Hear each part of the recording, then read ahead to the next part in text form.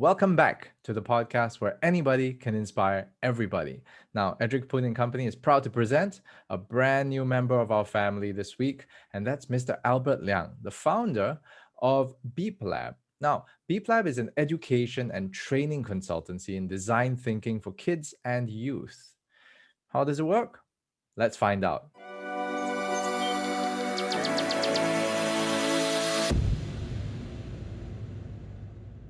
So you were saying that this is your first time on a podcast, is it? Yeah, this is the first time. Yeah, Seriously? I mean, yeah, the thing is that in your line of work, I would expect quite a bit of media coverage, right? You're working with youth, you're working with kids, and you're teaching them architectural design and all that, right? yeah. I mean, that could be a virtual video or Facebook Live, but I mean, podcast listening live is a bit different. Yeah, Okay. like I a mean, video show. cool, cool, Yeah. cool. Hey, then for those who are actually listening right now, right, would you be able to introduce a little bit more about Beep Lab, please? Okay, sure. Let me just, first introduce what does BEEP stands for. BEEP stands for Built Environment Experiential Program. So we're actually a bunch of architects who went a little bit crazy, wanting to mix education and experiential learning together.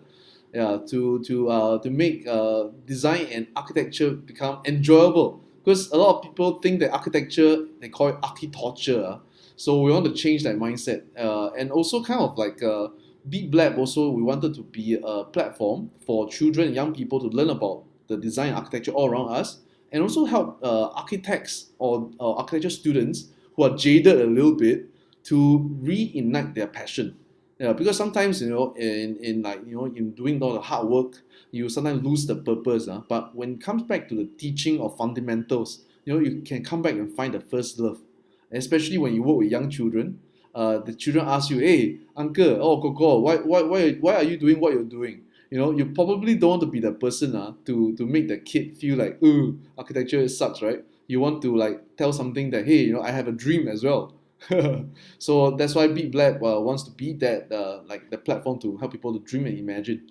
How long have you been in business so far? Officially, about 2.5 years since 2018, but all in all, from the start of the journey, we started since 2015 actually. I pop up my first workshop in my mom's dental clinic. She had a like a empty office space. So I say, "Hey mom, no, you got this empty room. Can I like just use it to run a workshop for the kids in the community?" But eventually, of course, it grew from a community workshop to we work with the architecture company as a corporate social responsibility project. Yeah, so that's how we kind of like get things moving. That's damn cool, man. And you wrote all the training programs by yourself? Oh yeah, I mean, okay, program definitely is something that I love to make the experience, but I would say that the fundamentals and some of the pedagogy, right? It didn't just purely come from myself. Actually, when I was starting out, I was looking for a mentor. So actually, I wrote to I also, of course, the first thing I was googling like see who else in the world does architecture for children. So I happened to found this Dr. N Taylor. She was 82 years old at the point of time when I found her, and she's based in University of New Mexico in US.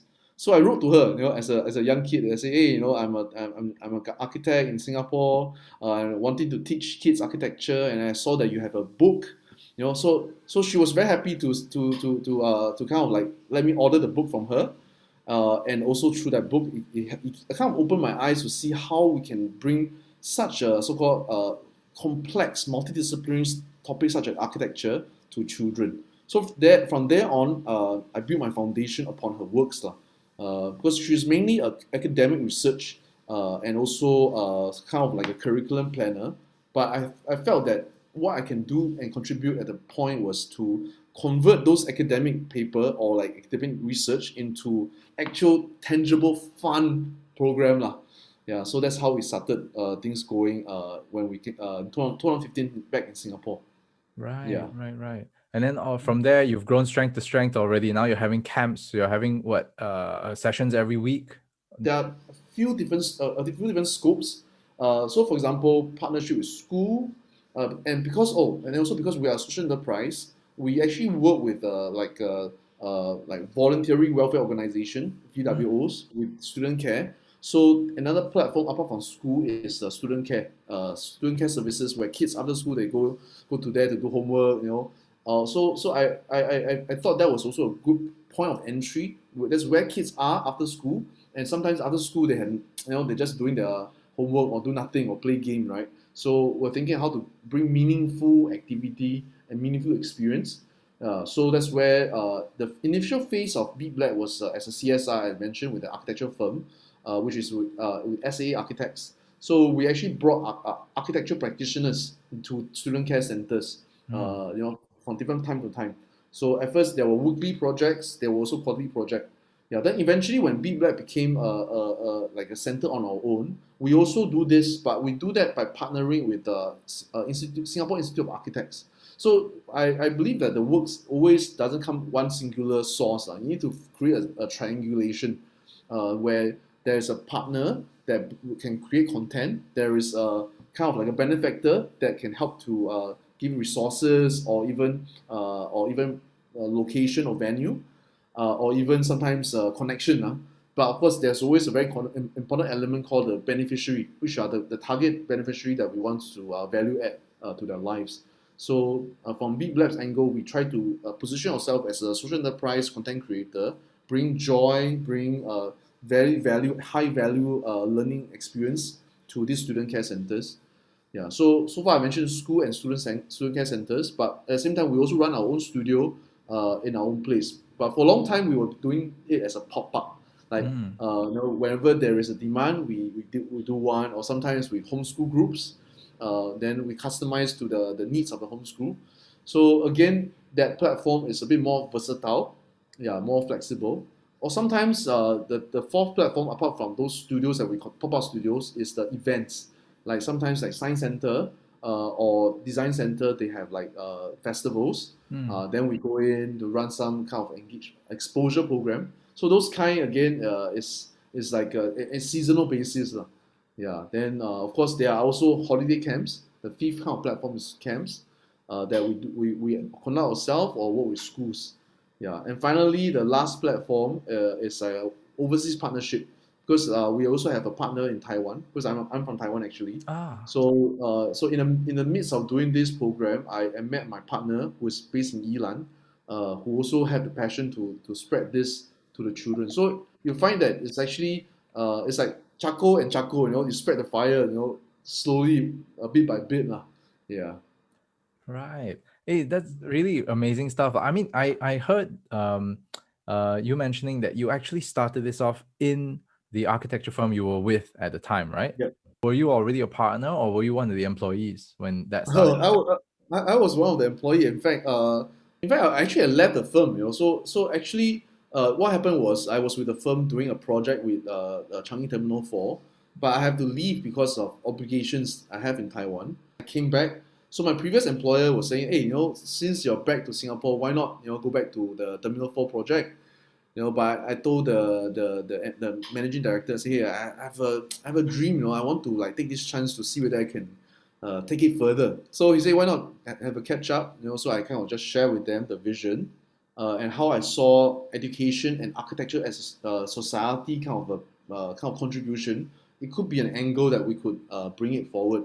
So it kind of at that point aligned to their management goal, which is to create a good social engagement lah.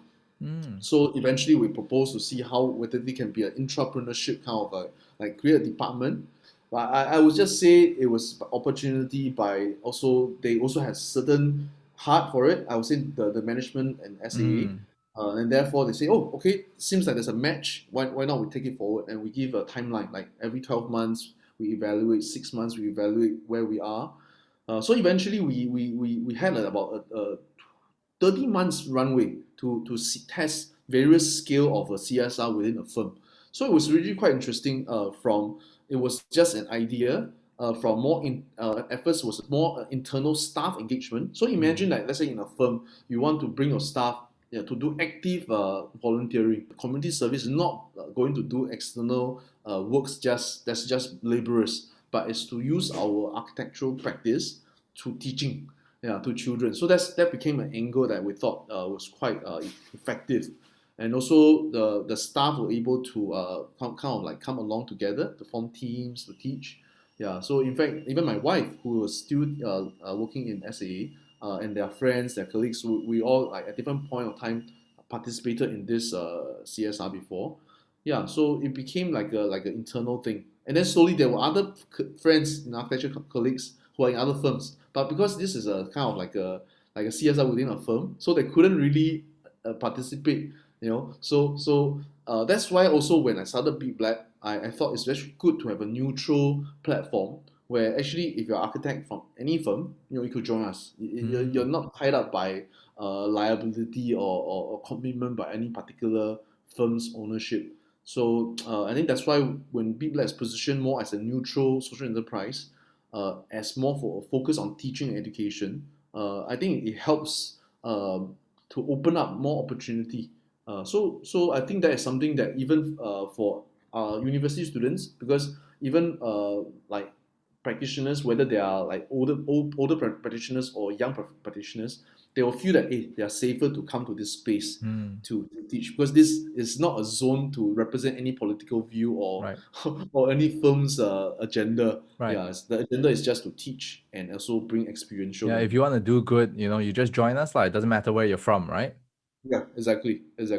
Yeah, That's so really that's good what we stand to want make, to do. lah. Yeah. Mm. Then Yeah. I So I also mean, wanted like, to ask you one thing, is yeah, that go ahead. looking back at this whole journey, right, of bringing it up, entrepreneurship, and eventually just going out on your own. You yourself also mentioned that you didn't have plans for that, but in retrospect, right, you if do you think that if you had never opened your mouth and actually said, that I have that dream, do you think that this would have happened eventually? You're right. Actually, at that point in time, if I never say and never ask, I think it might be delayed in a long time, because I feel that there's no right answer, but timing plays a part. Yeah. And when we decide to so-called sabotage ourselves by putting our dream aside, sometimes really the dream won't disappear immediately, but the opportunity that comes along with the dream might delay for a while lah.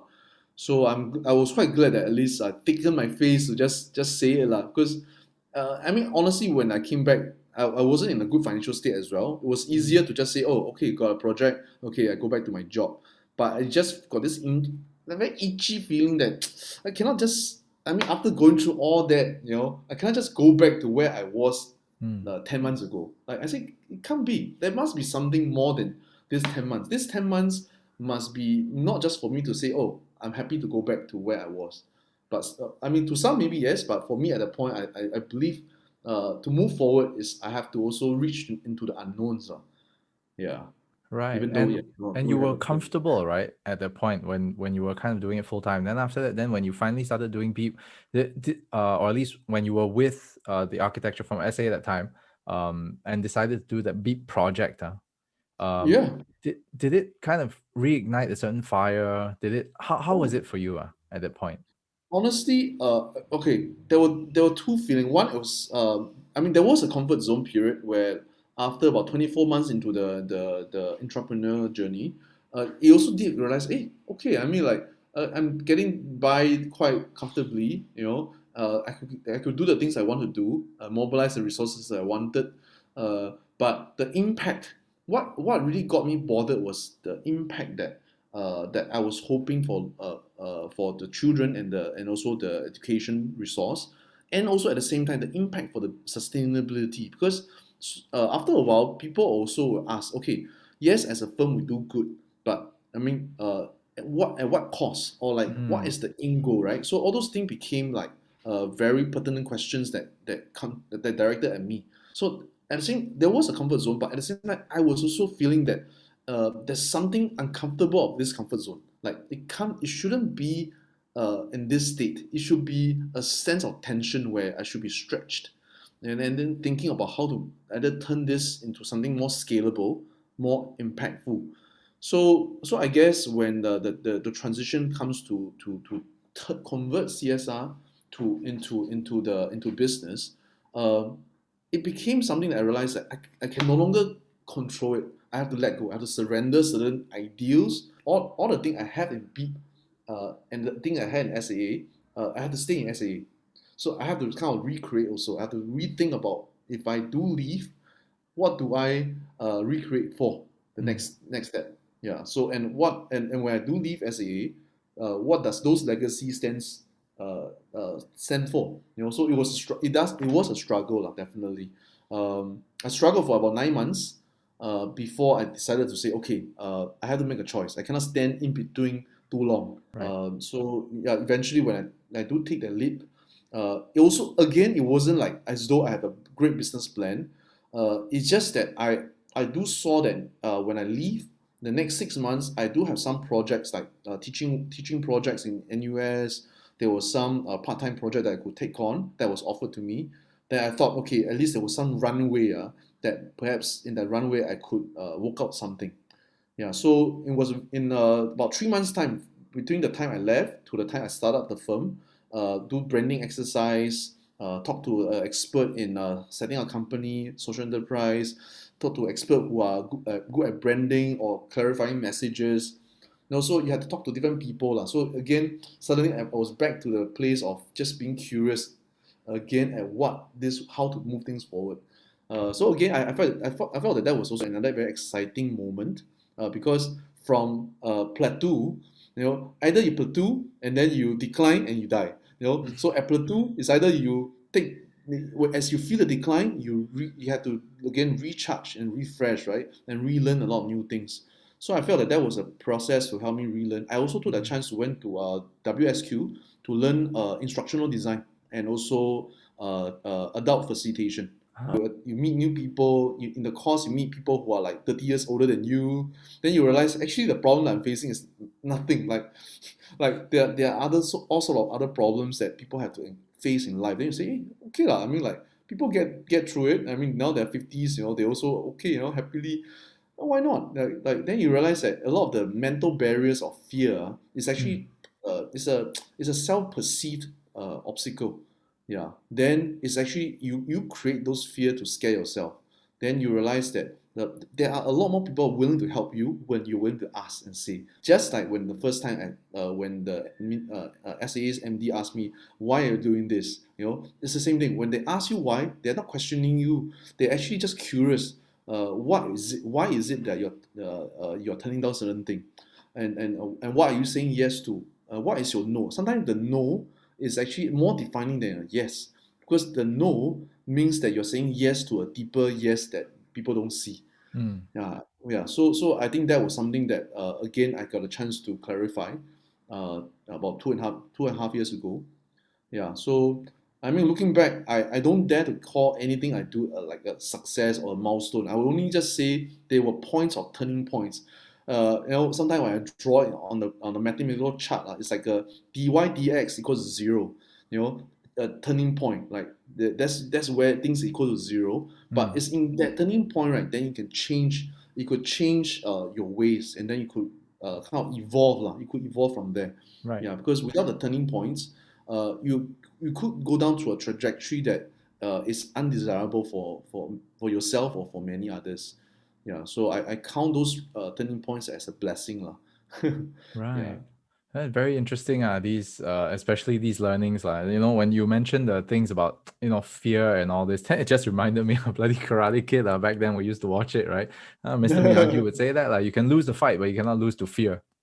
So very Exactly. very deep meanings are when you look at a 30-year-old movie like that and you look back. But one thing you also mentioned, right, is that this whole program that you have for Beep, it's all about teaching the kids, right?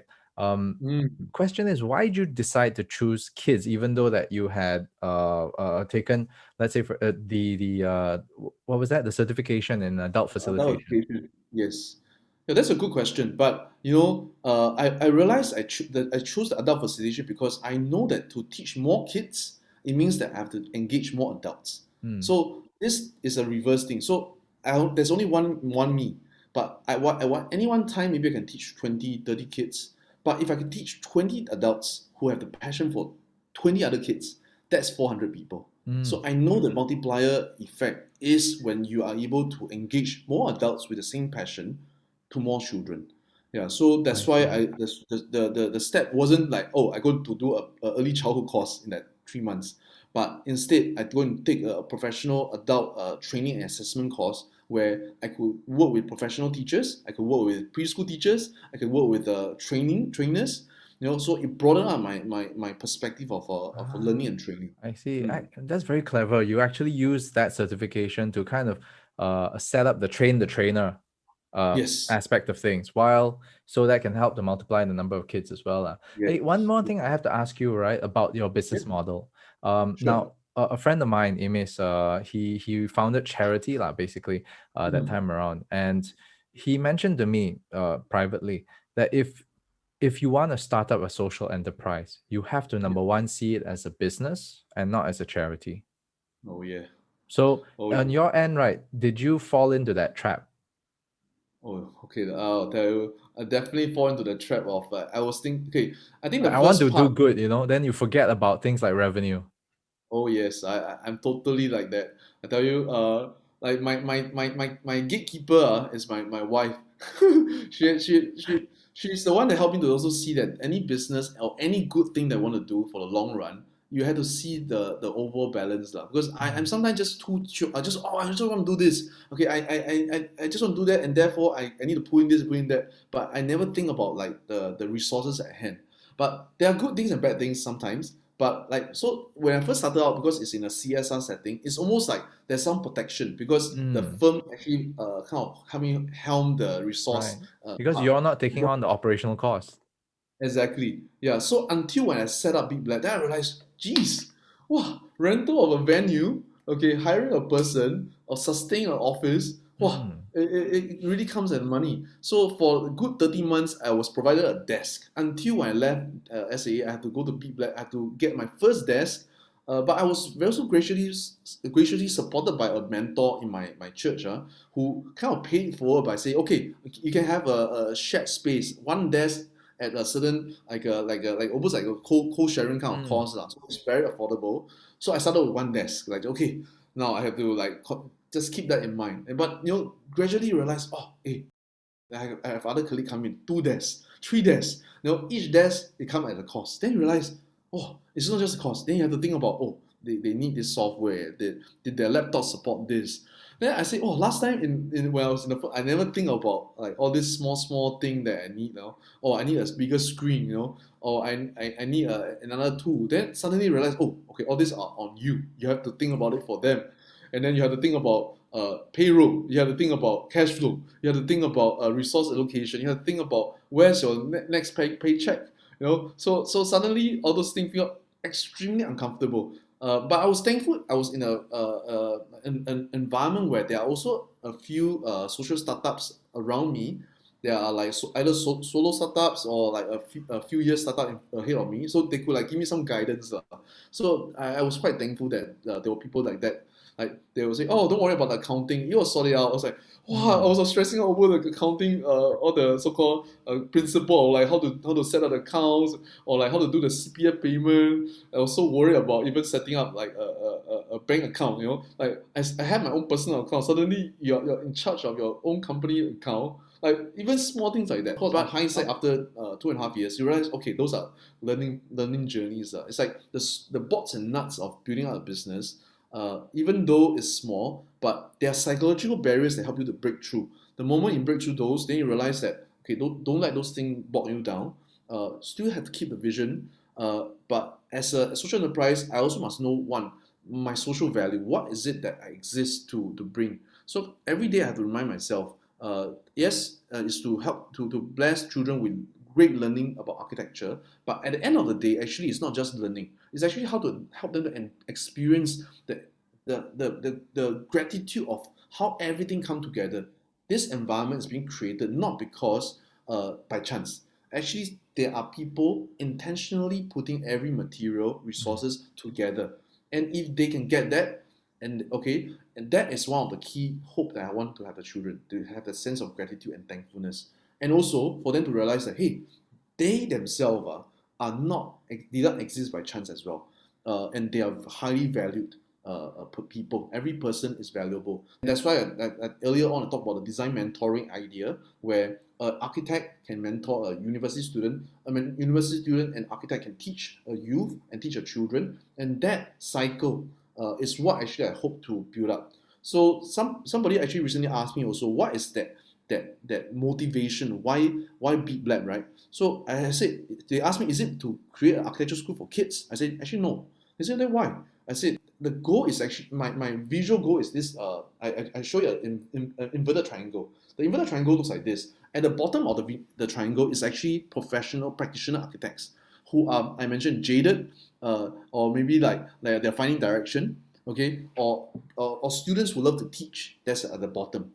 But above that next layer of triangle is actually young people, youth. So imagine we spend the next 3 to 5 years, architecture designers who have passion to teach, right? Empowering the youth, mentoring them, showing them the way. The youth will become better architects or better designers or better clients or better engineers or better project managers in the future. And then these youth and architects continue to sow seeds to the top, the upper branch, which is the kids. So these kids grow up to be, oh, I know that there's this Goko that helped me out. When I have questions about life, he or she actually told me something. And when I have questions about the trajectory of choices, he or she tells me about how they make choices. And down the road, these kids become a new generation of youth who are more optimistic, also who are more strong believer that we can learn by mentoring, not learn by like instructing or disciplining them, saying that you're not good enough, but constantly knowing that there are people who will support them. Because I think that's the power of mentoring and facilitation through learning. It's not like the rote learning, is learning through reading a map. So actually, Beat Black would believe that learning is not by learning booklet, it's learning maps. Like we teach you how to read the compass, how to read the geography, the terrain, the water, the identifying the different kind of bush, trees, or danger, and then you navigate and explore those things as you go about learning. So actually, that essentially it takes a mentor to guide people through a map. Yeah, so that's why Beat Black wants to bring design mentoring to children and youth, and also to empower educators to be better educators in what they do, and at the same time learning, putting in this idea of design thinking. So because design thinking at the end of the day is not only reserved for architecture, it's actually used across discipline, across industry, and it's a kind of mindset that helps human beings to be more empathetic and also be a empathetic problem solver, not just an engineer, functional problem solver to get things done. Yeah, Right. so you can think the things a long term. Yeah. Right. So for those who have never heard of design thinking, I'm very curious to understand this. Now, in the books, right, design thinking is written in a pretty long paragraph and Yeah. basically it explains nothing. Right. But how do you explain this to kids? Make it so how do you crystallize it so simply for the kids to understand what design thinking is? I only tell them three keywords. And these three keywords is from the analogy of like a traffic light. So the first word is see, second word is wonder, and last one is do. C is like you start with observation, because to solve anything or to design anything, you must first begin with an observation, and that observation it can couple with functional needs and also an empathy response. So, but you always first start with looking and observing around you who has a challenge or what needs to be better, and the second part about wondering, to be curious. Sometimes you see already, you just move away. That's not good enough seeing. A good enough seeing is when you see already, you're curious, you want to find out, you want to ask, you want to probe the problem, you want to look at different ways of how people solve it, and then you start to wonder, could it be? What if? Why wouldn't it be great? So we want to empower the kids to think about this kind of question instead of, "Walao, why like that? Why can't it be? Would it be better for me?" Like it's all about me, me, me. But the wonder is about how to help people to be better and be part of the solution, and then finally take action to do. Yeah. So see, wonder, and do. We just start with these three steps, and I think every other processes in between the observation, in within the wondering process, or even in the action of doing, and then the kids can discover. Yeah, because in children we don't want to how to pump them too much jargons Mm, that end up they lose that intricacy or that curiosity. Yeah, yeah. because I think to be a good design thinker, it start with being curious, and I think children are best at that. Right. And thanks for making it so simple. I mean, I never saw design thinking as that simple. Basically, feeding your curiosity and looking at it with multiple perspectives. At the same time, right, I think this is sorely lacking lah. In this day and age, it's lateral thinking among kids. Yeah, That's right. so that's one of the issues of being able to apply these principles, across the board in so many things. So that really does tie into the next question that I would like to ask you. Good. In design thinking, when you're teaching the kids, on the other hand, by and large, right, when the parents come in and they ask you, what is this all about? And you have to Mm, explain it to them that this is not just about school, but it's about your life. Uh, mm, how do they even like start to wonder, oh, how, mm. how is this going to work for my kid? What am I signing up for?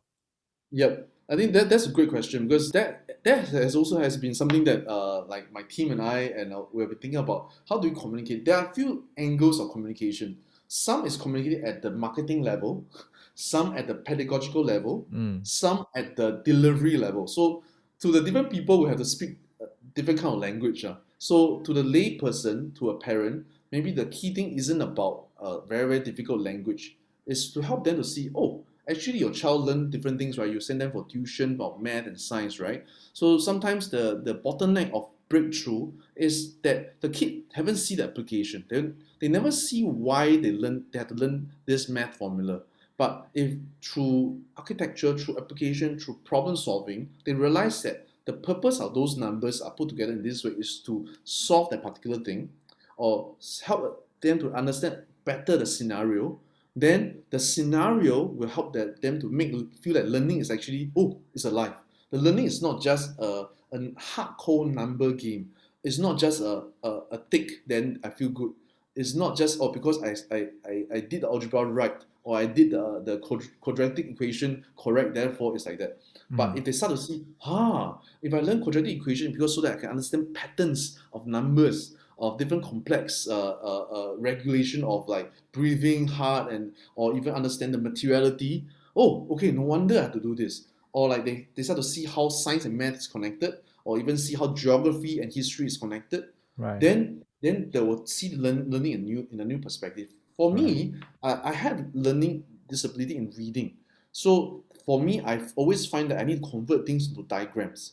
So one of the things I also share with the parents is that one of the things that me and my facilitator we will do is we pictorize the things in on the board. Our whiteboard, we don't see us draw a lot of words. We always diagramize everything. So visual and spatial learning opens up that possibility. It really summarizes a lot of the wisdom and making learning really multi layers.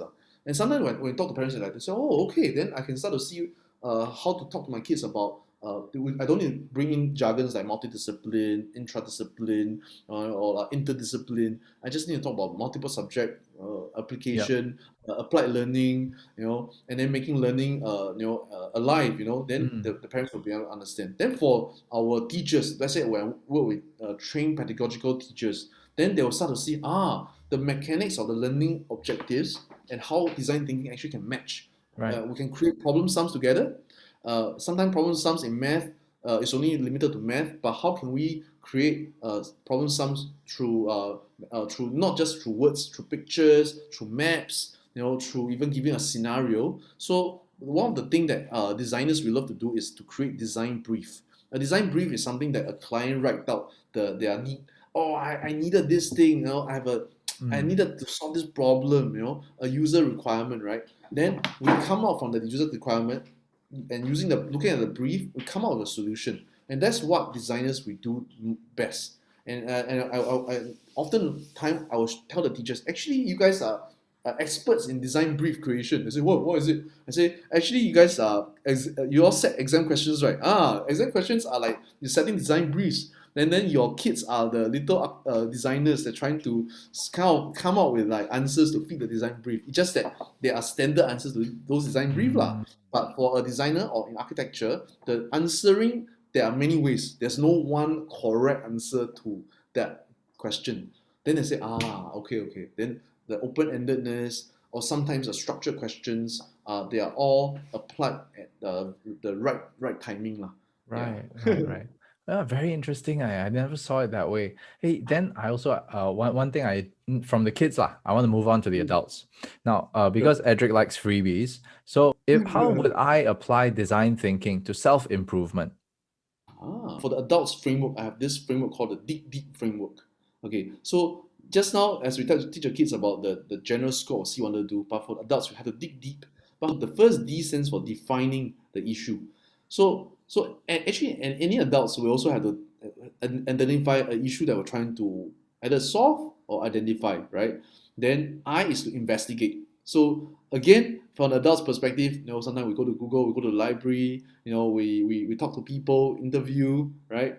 But the G is to generate different ideas. It's actually a kind of like a divergent thinking to generate. So you dig from defining, Mm, investigating, and generating ideas. You actually expand and scope up your ideas. So personal things or whether pertaining to work or your own self improvement, then you could actually identify, oh, what are the areas I need to improve? How can I improve them? What are the ways I could improve? Then you can pick and choose a few things that suits you. Then deep, the first deep is called develop. Then you develop a plan. You develop a plan that you could actually say, oh, okay, from all those ideas, I decided to take a few, or take out of three, I choose one, or out of five, I choose two. Then you experiment. That's where the next E stands for. Then after experiment, you evaluate. Okay, maybe for me, there are all these options, but for me, I decided that this particular type of maybe exercise or this type of reading or this type of method works better. Then you practice. Last P. You practice it, and then that become part of your life. So dig deep is something that for at least for youth or educators, I will actually impart this process for them to dig deep. Yeah, even the action itself talks about digging deeper into just what we see on the surface, but defining, investigating, generating, developing, experimenting, mm. evaluating, and practice. I definitely see the need for mentorship in this one already because the thing is, Yes, as an definitely. adult, sometimes we're so stuck with our own mental models, right? That we Yes, cannot break the barriers already. And it's correct. you need someone to give you that alternate perspective and tell you, hey, this is not the way. Look at it this way instead. And then from there, you can start practicing and opening new doors. That's right. That's right. So I think the willingness to learn, relearn, and unlearn in this process is actually extremely important. And then Um, when you started getting the doing virtual, right? This year you were saying, mm, sorry, yeah. last year, um, did you tend to notice that the Singaporean market was very unique to itself, or did you see very commonalities across children from different geographies? Wow, definitely. I think generally, because the participants I would say maybe more than 60% are Singaporeans. Then maybe another 20% were my Taiwanese partners' friends and Mm, some of the teachers, and there was other participants were from China because there was one of my partners who worked with China markets. They brought in China kids, so they were quite distinct. Like you look at Taiwan, Singapore, China, like all three got Chinese speaking world.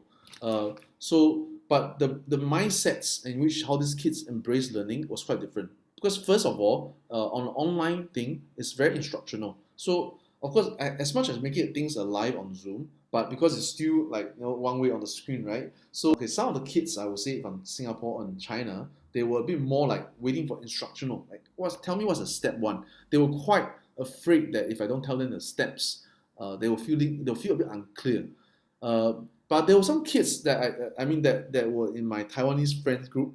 I mean, either they were very playful or they were like just like a bit how to say they're more fluid. Sometimes the steps stumbles them, but giving them a bit more open-endedness, it helps them. So I realized there are different ways of communicating. Yeah. So to the kids in China, I have to spell out to them very clearly what I want to see. Because if I don't tell them what I want to see, they don't know what to produce. But to the kids in Taiwan, then sometimes I spell too much, too clearly, then they feel like they feel stuck. Then they don't do as well. Then if you give them the open ended, then suddenly they can do better. So I don't know exactly what is the difference, but I realize the communication, the framing of the questions, and also maybe the way the environment are structured does have some influence on the way they learn things. So virtually, I have to make some adjustment because they're all on the same platform. Then I have to say, okay, no, don't worry, I will say this same thing maybe in a few ways.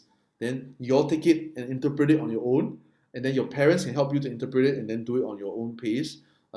Then I will also have to embrace that the outcome is all varied, which is okay, Mm, which is to me is actually extremely acceptable that the outcome is all varied. Yeah, because I'm also not looking for one standard answer. In fact, right. when they say, Teacher Albert, can you tell me exactly how tall you want me to build? Then often I'll just say, oh, why? Why do you don't have to follow a certain height? You can look at your own measurement to determine how big or how small you want things to be, right? So sometimes we just need a bit of assurance to tell them that they can do it. Yeah. Okay. And then so now you've done physical, you've done virtual, you've done international. Okay, let's put it that way. And so what's the next milestone for you then? Right now, as we're anchoring our studio in Pandan Gardens, in 200 Pandan Gardens, it's actually in the enrichment sports hub. Hmm. It's totally different ball game because when you have the root in a place to grow our learners, it also means the commitment of learning is in a different level. Yeah, so this next milestone to me is an important one because it's also an important engagement to not let design thinking just be a teaser or just a fun experience. It's something that people could actually immerse for a longer period of time and see growth and changes in the way they think and also the way they could learn from more people, not just teachers. That maybe parents will open up to see that, oh, my child could learn from an architect, my child could learn from a designer, or a designer could teach. That mindset is a mind-boggling at times, but sooner or later they will see that, hey, actually, in a given ecosystem like this, any practitioners who have passion, they could teach, and the best way to learn is to teach, right? So we create a platform, having a big lab as a more like a permanent permanent academy. It also will push us to really look deeper into our pedagogy because when I have to design workshop that's pure for experiential, for edutainment, right? It's a different approach. But we have to design a workshop for long-term learning, scaffold the learning, and create enough challenge not to hamper their interest, but at the same time not to make them feel complacent. So those are things that now I have to look more deeper, and also training my facilitators, communicating how to deliver, creating that educational system that it no longer is about Albert Liang teaching. It's about the Be Black way of teaching that my students, they can become the facilitator and they can pass on the torch to the next and to the next. So my challenge now, I scale out in these three words called ISA. ISA. I stands for impact, S stands for scalable, and A stands for authentic. So the next level of challenge is how do I still, as I grow, how do I stay impactful on the front of design mentoring and still deliver quality and really high level of design thinking themes that engage the kids, and a scalable educational model that can train the facilitators, architecture practitioners, or even architecture students to bring it to the children. And the last one, authentic, is as you grow, sometimes you may miss the first love for what you do, right? So being authentic at what we do at every level, and it starts at the leadership level. I have to believe that authenticity is the important thing, that you have to trigger down at every person that comes into Be Lab. In your eyes, what do you think the most critical skill for yourself is to basically master your area of business? Well, at this point, I can't say I've mastered any form of business yet. I wouldn't say I'm still learning, but I think definitely two aspects of to being an entrepreneur is willingness to learn, and also being open, having that state of openness to accept criticism.